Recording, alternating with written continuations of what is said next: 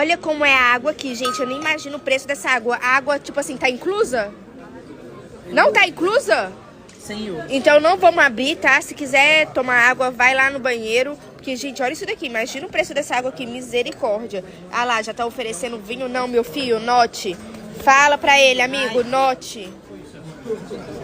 Note vinhos. Não, não, moço, vinho não. Pelo amor de Deus, muito caro. Perrengue, gente. Tô passando mal em Paris. Por quê? O fuso horário aqui é 4 horas de diferença. E aqui, gente, já tá na hora do almoço, mas eu não tô com fome, aí eu tô ficando tonta. Eu não sei o que tá acontecendo, gente. Eu tô passando mal. Eu quero voltar pro hotel.